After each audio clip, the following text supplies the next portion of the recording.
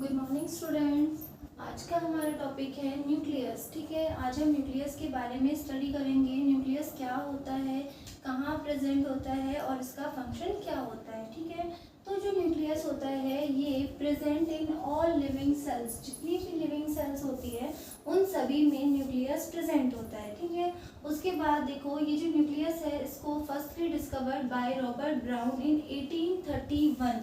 1831 में Robert brown ने सबसे पहले न्यूक्लियस को डिस्कवर किया था। उसके बाद श्लाइडेन आए, श्लाइडेन डिस्कवर्ड न्यूक्लियोलस इन 1838। श्लाइडेन ने क्या किया, न्यूक्लियोलस को डिस्कवर किया। उसके बाद स्ट्रॉसबर्गर आए, Strasburger discovered that each nuclei arise from pre existing nuclei. ये देखो जब हम सेल थ्योरी पढ़ते हैं उस टाइम पर श्लाइडेन और स्वान ने दी थी सेल थ्योरी। ठीक है, तो उसमें हम क्या पढ़ते हैं कि जितनी भी सेल्स होंगी, न्यू सेल्स जो होती हैं उनकी ओरिजिनेशन किससे होती है, प्री एग्जिस्टिंग सेल से। सेम वही कॉन्सेप्ट है यहाँ पर भी कि जो न्यूक्लियाई होते हैं, each nuclei arise from pre existing nuclei. जो नई न्यूक्लियाई का फॉर्मेशन होगा वो किससे होगा, प्री एग्जिस्टिंग न्यूक्लियाई से होता है। ठीक है, उसके बाद देखो nucleus is the control centre of this cell. ये जो न्यूक्लियस है ये कंट्रोल सेंटर होता है एक सेल का। ठीक है, इसके बारे में सबसे पहले हैमरलिंग जो साइंटिस्ट थे उन्होंने बताया।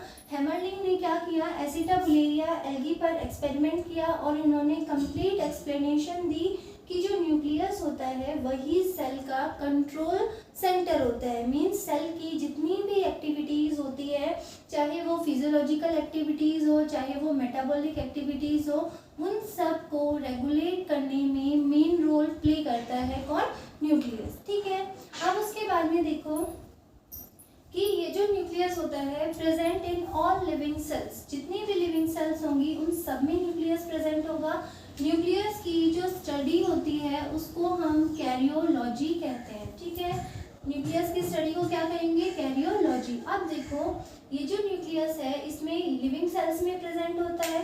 ठीक है, लिविंग सेल्स हमारे पास दो टाइप्स की होती है, टू टाइप्स की लिविंग सेल्स प्रेजेंट होती है। One is prokaryotic cell and second is eukaryotic cell. ठीक है, तो जो प्रोकैरियोटिक सेल होगी वो किस टाइप की होती है, pro plus karyon. Pro means before and karyon means nucleus. ठीक है, तो ये जो प्रोकैरियोटिक सेल होती है ये न्यूक्लियस बनने से पहले वाली सेल थी। ठीक है, prokaryotic cell means before nucleus जो सेल्स होती है उनको हम प्रोकैरियोटिक सेल कहते हैं। और ये जो सेल्स होती है वो देखो किस किस में होगी, बैक्टीरिया, वायरस और ब्लू ग्रीन एल्गी।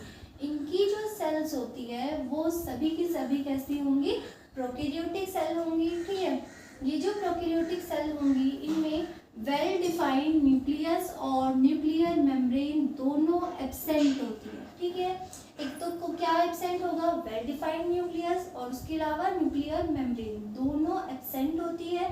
ठीक है, तो इस तरह का स्ट्रक्चर जिसमें कि वेल डिफाइंड न्यूक्लियस और न्यूक्लियर मेम्ब्रेन दोनों एब्सेंट है उसको हम न्यूक्लियोइड कहते हैं। ठीक है, अब उसके बाद में प्रोकैरियोट्स जो होते हैं उनमें chromatin present in this cytoplasm. Cytoplasm में क्रोमेटिन जो होता है, देखो अगर न्यूक्लियर मेम्ब्रेन एब्सेंट है, वेल डिफाइंड न्यूक्लियस एब्सेंट है, तो जो क्रोमेटिन होगा वो कहाँ होगा, साइटोप्लाज्म में स्कैटर्ड फॉर्म में प्रेजेंट होगा। ठीक है, अब उसके बाद में आता है सेकंड आता है हमारा यूकैरियोटिक सेल्स। ठीक है, देखो यूकैरियोटिक जो सेल्स होती है उनमें वेल डिफाइंड न्यूक्लियस प्रेजेंट होता है। न्यूक्लियस जो होगा वो लार्ज साइज का होगा, उसके अलावा राउंडेड स्ट्रक्चर प्रेजेंट होता है। ठीक है, और उसके अलावा जो क्रोमेटिन होंगे वो भी कहाँ होंगे, न्यूक्लियस के इनसाइड प्रेजेंट होंगे। ठीक है, well defined nucleus, large size और rounded structure and chromatin material is also present in nucleus. ठीक है, अब उसके बाद में ये जो यूकैरियोट्स में न्यूक्लियस प्रेजेंट है तो ये न्यूक्लियस क्या करेगा, control all the processes, all the activities, जितनी भी एक्टिविटीज हो रही है, जो भी प्रोसेस हो रही है उन सब के कंट्रोल सेंटर की फॉर्म में न्यूक्लियस जो होता है वो अपना रोल प्ले करता है। ठीक है, ये क्या करेगा, कंट्रोल ऑल द प्रोसेसेस, जितनी भी प्रोसेस होंगी उन सबको कंट्रोल करने का फंक्शन न्यूक्लियस करेगा। ठीक है, साइज ऑफ न्यूक्लियस, जो न्यूक्लियस का साइज है वो 0.5 माइक्रोन टू 1 माइक्रोन होता है। ठीक है, अब उसके बाद number and shape of nucleus के बारे में देख लेते हैं। तो देखो ये जो न्यूक्लियस होता है ये जनरली जो कंडीशन होंगी उसमें न्यूक्लियस मोनोन्यूक्लिएट होता है। मोनोन्यूक्लिएट होने का क्या मतलब है कि ये जो न्यूक्लियस है, एक सेल है, देखो एक सेल है तो उसमें एक ही न्यूक्लियस प्रेजेंट होगा। ये जो कंडीशन होती है ये मोनोन्यूक्लिएट कंडीशन होती है। ये जनरली जितनी भी लिविंग सेल्स है उन सभी में होती है, ठीक है। जितनी भी यूकेरियोटिक सेल्स है उन सभी में क्या होगा, मोनोन्यूक्लिएट कंडीशन प्रेजेंट होगी। एक्सेप्ट मींस एक्सेप्शन जिसमें कि सिंगल न्यूक्लियाई भी प्रेजेंट नहीं होता, मतलब एब्सेंट होता है, ठीक है। तो देखो एक्सेप्शन क्या होगा इसका, एक तो ह्यूमन की आरबीसी और एक सीव ट्यूब ऑफ प्लांट। इनमें क्या होता है, न्यूक्लियस एब्सेंट होता है, इनमें एक भी न्यूक्लियस नहीं पाया जाता। Nucleus is completely absent in RBC of human and sieve tube of plants, ठीक है। उसके बाद में देखो सेकंड आती है हमारी बाइन्यूक्लिएट कंडीशन। बाइन्यूक्लिएट में क्या होगा कि एक ही सेल है और उसके अंदर 2 न्यूक्लियाई प्रेजेंट है। तो इसमें क्या होगा, एक न्यूक्लियाई होगा वो तो लार्ज साइज का होगा और दूसरा जो होगा वो स्मॉल साइज का होगा। तो देखो ये जो कंडीशन होती है बाइन्यूक्लिएट, ये किस में प्रेजेंट होगी, पैरामीशियम में बाइन्यूक्लिएट कंडीशन प्रेजेंट होती है, जिसमें कि एक न्यूक्लियस छोटा होगा, स्मॉल साइज का होगा, वो माइक्रोन्यूक्लियस होता है, और जो लार्ज साइज का होगा वो मैक्रोन्यूक्लियस होता है, ठीक है। अब उसके बाद में देखो नेक्स्ट आती है मल्टी न्यूक्लिएट कंडीशन जो होगी उसमें क्या होगा, multiple of nuclei present in a single cell. एक सिंगल सेल है उसके अंदर भी बहुत सारे न्यूक्लियाई प्रेजेंट है। तो ये जो कंडीशन होती है, एक तो होती है सिनोसिटिक और दूसरी होती है सिनसिशियल, ठीक है। तो जो सिनोसिटिक होगी उसमें क्या होगा, produce because of free nuclear division. यहाँ पर ये जो सिनोसिटिक कंडीशन है ये क्यों बनती है, क्योंकि यहाँ पर जो न्यूक्लियर डिवीजन होता है वो बिल्कुल फ्री होता है, ठीक है।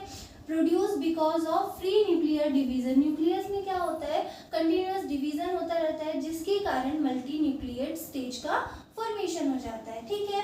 उसके बाद में जो सिनसिशियल सेल होती है, सिनसिशियल कंडीशन होती है, वो क्यों बनती है, form by fusion of cells. इसमें क्या होगा कि जो बहुत सारी, जैसे ये वाली सेल है, ये वाली सेल है, ये वाली सेल, इस तरह से 4 सेल है मान लिया, ठीक है। ये चारों सेल क्या कर जाएंगी, आपस में फ्यूज हो जाएंगे तो इनके बीच वाली जो मेम्ब्रेन है, जो इन दोनों को, जो इसकी मेम्ब्रेन ये, इसकी मेम्ब्रेन ये, तो ये दोनों क्या करेंगी, एक दूसरे से अटैच हो जाएंगी इस तरह से। मेम्ब्रेन, बीच वाली जो मेम्ब्रेन है वो डिग्रेड हो जाती है, डिजनरेट हो जाती है, और ये कंप्लीट एक सेल इस तरह से बन जाएगी, और इसमें 1 2 3 4 न्यूक्लियाई प्रेजेंट होंगे, ठीक है। तो ये जो सिनसिशियल कंडीशन है ये किससे बनती है, form by fusion of cell से बनती है। और देखो सिनोसिटिक कंडीशन होगी वो फ्री न्यूक्लियर डिवीजन से बनेगी, और किस में प्रेजेंट होगी, प्लांट्स में प्रेजेंट होगी। और जो सिनसिशियल कंडीशन होती है वो form by fusion of cells and किस में प्रेजेंट होगी, ओनली एनिमल्स में प्रेजेंट होगी, ठीक है। अब उसके बाद देखते हैं हम स्ट्रक्चर ऑफ न्यूक्लियस। न्यूक्लियस का जो स्ट्रक्चर है वो कुछ इस तरह से है। देखो न्यूक्लियस के स्ट्रक्चर में सबसे आउटर रीजन में सबसे आउटर क्या होता है, न्यूक्लियर एनवेलप होता है, ठीक है। ये जो न्यूक्लियर एनवेलप होगा इसमें 2 मेम्ब्रेन प्रेजेंट होती है, 2 मेम्ब्रेन्स प्रेजेंट होती है। One is inner membrane and second is outer membrane, ठीक है। तो देखो ये जो इनर मेम्ब्रेन है ये कहाँ, बिल्कुल अंदर की तरफ ये वाली इनर मेम्ब्रेन है, ये वाली इनर मेम्ब्रेन है, और ये बाहर वाली ये क्या है, आउटर मेम्ब्रेन है। तो इन दोनों आउटर और इनर, इन दोनों मेम्ब्रेन के बीच में स्पेस दिखाई दे रहा है, इस स्पेस को हम क्या बोलते हैं, पेरीन्यूक्लियर स्पेस कहते हैं, ठीक है। और उसके अलावा देखो ये जो न्यूक्लियर एनवेलप है इसमें भी कुछ पोर्स दिखाई दे रहे हैं, एक तो ये रहा, एक ये, एक यहाँ और एक यहाँ, ये पोर्स प्रेजेंट है। इन वाले पोर्स को हम न्यूक्लियर पोर कहते हैं, ठीक है। उसके बाद में देखो अंदर की तरफ राउंडेड स्ट्रक्चर न्यूक्लियोलस प्रेजेंट है, और उसके अलावा क्रोमेटिन के थ्रेड प्रेजेंट है, ठीक है। ये जो क्रोमेटिन के थ्रेड है ये अलग अलग स्टेन होते हैं। अगर डार्क स्टेन होते हैं तो उनको हम हेटेरोक्रोमेटिन कहते हैं, और अगर लाइट स्टेनिंग होती है इनकी, लाइट कलर के दिखाई देते हैं, अगर डार्क कलर के हमें शो होते हैं तो उनको हम हेटेरोक्रोमेटिन, और लाइट कलर के जो होते हैं उनको हम यूक्रोमेटिन बोलते हैं, ठीक है। अब उसके बाद देखो ये जो आउटर मेम्ब्रेन है ना, ये किसके साथ साथ एंडोप्लाज्मिक रेटिकुलम के साथ कंबाइंड रहती है। आउटर मेम्ब्रेन है ये वाली, ये देखो इसके बाहर की तरफ क्या प्रेजेंट है, एंडोप्लाज्मिक रेटिकुलम। और यहाँ पर ये देखो राइबोसोम, जो डार्क ब्लैक कलर से डॉटेड दिखाई दे रहा है, ये क्या है, राइबोसोम्स प्रेजेंट है। और राइबोसोम्स में क्या होता है, प्रोटीन का सिंथेसिस होता है। ठीक है, तो देखो ये कंप्लीट न्यूक्लियस का स्ट्रक्चर है। पेरीन्यूक्लियर स्पेस, उसके बाद में outer membrane, inner membrane, ribosomes present है, न्यूक्लियोलस, क्रोमेटिन थ्रेड्स प्रेजेंट है। ठीक है, और न्यूक्लियर पोर प्रेजेंट है, और एंडोप्लाज्मिक रेटिकुलम प्रेजेंट है।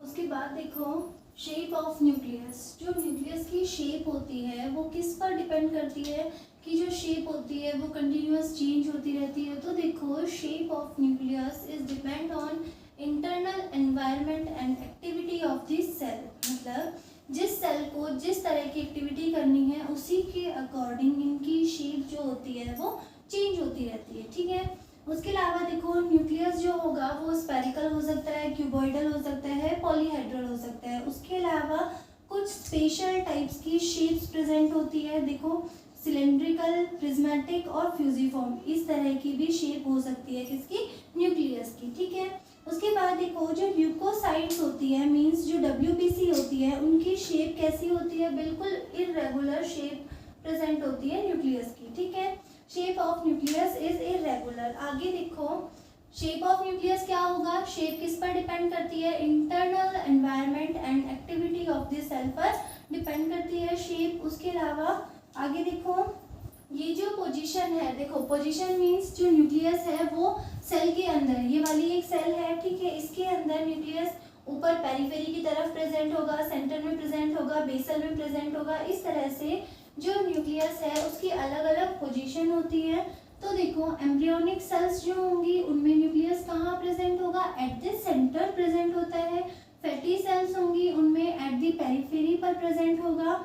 उसके अलावा जो ग्लैंडुलर सेल्स होती है एसिटाबुलेरिया एल्गी में और ब्लू ग्रीन एल्गी में, इन तीनों में जो न्यूक्लियस है उसकी पोजीशन बेसल टाइप की होती है। ठीक है, उसके बाद एनिमल सेल्स जो होती है उनमें न्यूक्लियस बिल्कुल फ्री रहता है, लेकिन जो प्लांट सेल्स होती है उनमें न्यूक्लियस विद साइटोप्लाज्मिक स्ट्रैंड्स, जो न्यूक्लियस होता है वो साइटोप्लाज्मिक स्ट्रैंड के साथ बाइंड रहता है। ठीक है, उसके बाद देखो यूकेरियोटिक सेल्स जो होती है उनमें nuclear DNA present in the nucleus. Nucleus जो होगा उसके अंदर कौन सा DNA, न्यूक्लियर DNA प्रेजेंट होता है, किसमें, यूकेरियोटिक सेल्स में। अब उसके बाद देखो ये न्यूक्लियस है बीच में, तो यहाँ पर क्या प्रेजेंट है, ये सबसे बाहर न्यूक्लियर एनवेलप या ये न्यूक्लियस है। ठीक है, ये सेल है, सेल के अंदर न्यूक्लियस की इस तरह से आउटर बाउंड्री, या फिर इसे हम बोलते हैं न्यूक्लियर मेम्ब्रेन, या फिर कैरियोथिका, या फिर न्यूक्लियर मेम्ब्रेन और न्यूक्लियर एनवेलप। ठीक है, तो ये जो एनवेलप होगा ये क्या करता है, आउटर साइड में ये यहाँ क्या है, साइटोप्लाज्म है।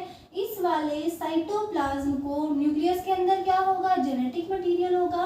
तो देखो यहाँ पर तो साइटोप्लाज्म है और यहाँ पर जेनेटिक मटेरियल है, तो न्यूक्लियर मेम्ब्रेन जो होगी वो इस वाले जेनेटिक मटेरियल को इस वाले साइटोप्लाज्म से सेपरेट करती है, बिल्कुल अलग करती है। ठीक है, आगे देखो केमिकल कंपोजिशन में क्या क्या होगा, एक तो DNA प्रेजेंट होता है, RNA प्रेजेंट होता है, प्रोटीन्स जो होंगे वो फॉस्फोप्रोटीन के फॉर्म में प्रेजेंट होते हैं, फॉस्फोलिपिड्स प्रेजेंट होते हैं और एंजाइम प्रेजेंट होते हैं। कौन कौन से, एसिड फॉस्फेटेज और न्यूक्लियोसाइड फॉस्फोराइलेज एंजाइम प्रेजेंट होते हैं। ठीक है, ये न्यूक्लियस के बारे में था जनरल। आज हमने इंट्रोडक्शन पढ़ा, उनकी डिस्कवरी कैसे हुई। ठीक है, रॉबर्ट ब्राउन ने सबसे पहले डिस्कवर किया था। उसके बाद में न्यूक्लियस की शेप किस तरह की होती है, कंडीशन कौन कौन सी होती है, मोनोन्यूक्लिएट, बाईन्यूक्लिएट, पॉलीन्यूक्लिएट।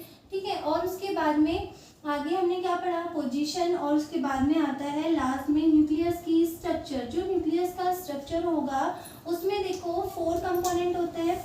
वन इज कैरियोथिका को हम क्या क्या बोल सकते हैं, न्यूक्लियर एनवेलप बोल सकते हैं, इसे हम न्यूक्लियर मेम्ब्रेन भी बोल सकते हैं। ठीक है, ये क्या करती है, जेनेटिक मटेरियल को और साइटोप्लाज्म को सेपरेट करती है। उसके बाद में न्यूक्लियोप्लाज्म, न्यूक्लियस के अंदर जो लिक्विड प्रेजेंट होता है उसे हम न्यूक्लियोप्लाज्म कहते हैं, और उसके अंदर न्यूक्लियोलस प्रेजेंट होता है और क्रोमेटिन थ्रेड्स प्रेजेंट होते हैं। ठीक है।